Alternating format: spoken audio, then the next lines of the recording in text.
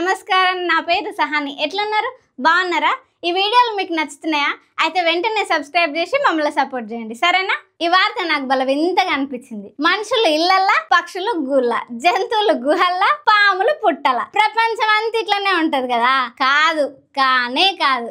ఇట్లుంటది అనుకుంటే పెద్ద పొరపాటు. ఈ ఊర్లో మనుషులు ఇళ్లలో కాదు, పుట్టలలో ఉంటారు. అది ఎక్కడనో చెప్తా నేను వివరంగా.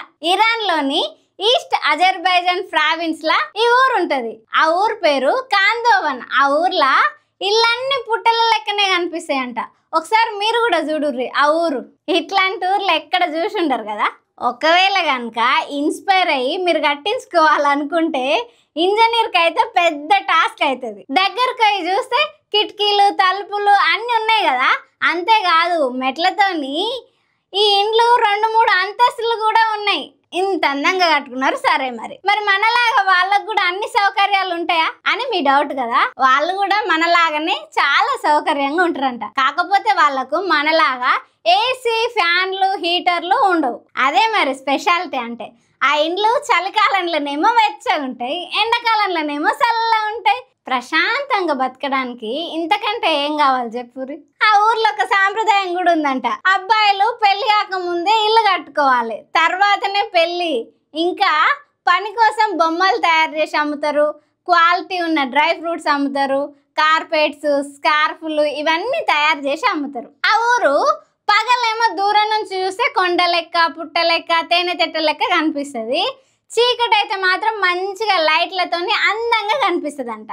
ఈ ఊరు చూద్దామని టూరిస్టులు ఆశపడితే వెళ్ళి చూడొచ్చు. అక్కడ ఉండనిక హోటళ్ళు, రెస్టారెంట్లు అన్ని సౌకర్యాలు ఉన్నాయి. మిర్యాలగూడ ప్రణయ్ కేసుకి ఈ రోజు ముగింపు అయింది. పాపం ప్రేమించి పెళ్లి చేసుకున్నారని అమృత భర్తని వాళ్ళ నాన్న, బాబాయ్ చంపించిర్రు కదా. ఇది మొత్తం రాష్ట్రాలలో అప్పట్లో పెద్ద న్యూస్ అయింది. ఇది మనకు కూడా తెలుసు కదా. దీనికి ఇంకొక ముగింపు అయితే జరిగింది ఈ రోజు. అయితే ఏవనుకున్న వాళ్ళ నాన్న మారుతిరావేమో మనస్తాపానికి గురై చచ్చిపోయిండు. ఈ కేసులో A2గా ఉన్న సుభాష్ కి ఉరి శిక్ష పడ్డది. మిగిలిన 6గురికేమో జీవితకాలం జైలు శిక్ష పడ్డది. ఈ రోజు వెలువడినటువంటి తీర్పులో ముఖ్యంగా A2 సుభాష్ కుమార్ శర్మ ఎవరైతే ఉన్నారో పాశవికంగా డే లైట్ పట్ట పగలే ప్రణయ్ కుమార్ను హత్య చేయడంలో తను పాశవికంగా ఎలాంటి మెరిసి లేకుండా చంపాడు కాబట్టి కోర్టు వారు ఆ గ్రావిటీని బట్టి అతనికి డెత్ పెనాల్టీ పాస్ చేయడం జరిగింది. అట్లాగే A3 to A8 వరకు వారికి కూడా లైఫ్ ఇంప్రిజన్మెంట్, అట్లాగే A2కు ఫైన్ అమౌంట్ 15,000, A3 నుంచి A8 వరకు 10,000 ఫైన్ అమౌంట్, అట్లాగే A3 నుంచి A8 వరకు లైఫ్ ఇంప్రిజన్మెంట్ ఇవ్వడం జరిగింది. ముఖ్యంగా ఈ తీర్పు సమాజం పట్ల మార్పును ప్రతిబింబిస్తుందని చెప్పి ఆశిస్తూ ఉన్నాం. నేను డిసెంబర్ 2, 2019లో స్పెషల్ పీపీగా, నా పేరు దర్శనం నరసింహ, స్పెషల్ పీపీగా అపాయింట్ జిల్లా కలెక్టర్. తెలంగాణలో ఎమ్మెల్సీ నామినేషన్ కి ఈ రోజు లాస్ట్ డేట్. అయితే మొత్తం 5 స్థానాలలో ఎన్నికలు జరుగుతున్నాయి. ఇక కాంగ్రెస్ పార్టీ ఏమో విజయశాంతిని ఓ దగ్గర బలపరిచింది వాళ్ళ పార్టీ తరపున. మరి రాములమ్మ అన్ని పార్టీలతో దోస్తీ చేసి ఉంది. ఇప్పుడు కాంగ్రెస్ పార్టీని బలపరచడానికి పని చేస్తుందా లేదా చూడాలి. మా నాయనే ఓ బస్ లో కండక్టర్ మహాలక్ష్మి ఫ్రీ టికెట్ ఎట్లా వాడుకుంటా చూడు జరా. మహాలక్ష్మి ఫ్రీ టికెట్ ఇస్తే నేను ఎందుకు తీసుకోవాలి, జోబులో పెట్టుకోవాలా? ఆడోళ్ళకి ఫ్రీ టికెట్ ఉంది కదా, అది మొగోళ్ళకి కొట్టి పైసలు వసూలు చేసుకుంటుందంట. ఇక ఆ టికెట్ తీసుకున్న ఒక ఆయన, ఏంది ఫ్రీ టికెట్ ఇచ్చి పైసలు తీసుకుంటున్నావు అంటే ఆ కండక్టర్ ఏమంటుండంటే మిషన్ పాడైందని జోలు చెప్తుండు. మీరే చూడరు జర ఈ వీడియో. మహాలక్ష్మి ఫ్రీ టికెట్ ఇస్తే నేను ఎందుకు తీసుకోవాలి, జోబులో పెట్టుకోవాలా? మళ్ళా మీకెళ్ళి నాకు దబాయిస్తూ నల్లకుంటా ఏం పేరన్నా నీది? నీ పేరేంది చెప్పు. అట్లెట్లా వస్తుంది? నీకు చదవనికి రాదా? కుట్టా ఇస్తున్నావు టికెట్, మళ్ళీ పైసలు ఇచ్చే ఫ్రీగా ఇచ్చేసే. మళ్ళీ నాకు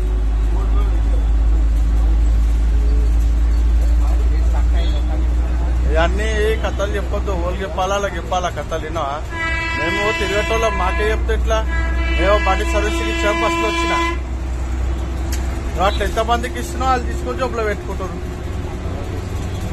ఎవరెందుకు తీసుకోరు?